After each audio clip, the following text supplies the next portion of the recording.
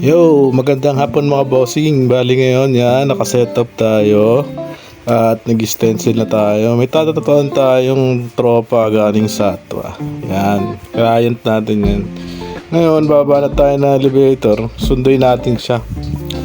Ayan, selfie-selfie pa, ang gago. Akala mo, paano pogi Tapos yan, di sa elevator na tayo. Yun, ang bilis, sa labas na. Yan, lakad-lakad lang. Punta na tayo sa metro station. Yan. Kita na natin, yan, daming dumadaan na mga sasakyan. Yan, sa labas ng Riga. Papuntang metro station. Lakad-lakad lang ako dyan para sunduin ko yung client ko. Yan. Tingnan mo, ang pangit ng mukha ng gago. Init na init yan, kaya seryoso. Sobrang init kasi ngayon dito sa Dubai kasi summer nga. Tapos napakalungkot yan. Seryoso lagi yan Alam mo kung sinong pogi Ampas lupa yan Bali yan, susunduin na natin siya. At nandito na tayo sa metro station. Parang nakita ko na si Bossing nakaupo siya doon, nakaputi sa may sa may tabi ng puno.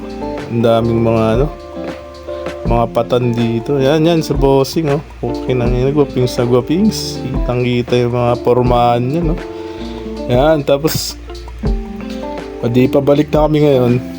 Tatatawa ko na si Bossing. Sesya na kayo, first vlog ko. Hindi ko alam ano pinagsasabi ko dito. Yan, nagkukwento kami at sa tattoo niya. Yun, tumawa rin yung gago. Ayun na. Tapos yan, palakad-lakad lang kami. Pinagkukwento namin kung paano gagawin sa tattoo niya. At yan na nga, nakarating namin sa bahay. Nag-teleport na kasi kami. Sobrang layo kasi at ang init. Wala akong pahay. Di yan, kakapit na yung stencil. At ang design niya dito is bali Burj Khalifa daw to. Textile. Burj Khalifa textile na parang ewan ko ba, tribal ganun. Basta yun na yun. Ano yan? Di ko na rin maintindihan. Yan kinabit na napakalupit niyan. Diba yan ni Bossing? At yan, simulan na natin. Tusukin na yan. Linya ko lang yan dyan. Gamit ko dyan 7R na emo cartridge. Linya-linya lang tayo hanggang matapos yan. Nonood lang si Bossing ng TV. Di yan ang sasaktan. Napakatibay yan ni Bossing. Tapos yan, linya-linya lang hanggang matapos, hanggang dulo. Pagkatapos yan, shading naman tayo. 11RM naman yung gamit ko dyan. Round Magnum emo rin yan. Ayan dire-diretso lang yan. Ang bilis ko dyan Joke lang, kasi yan fast forward yun. Tingnan mo, tusok na tusok. Okay lang, kahit na nasasaktan yung customer. Sanay tayo manakit kasi yung customer matibay, tahimik lang siya.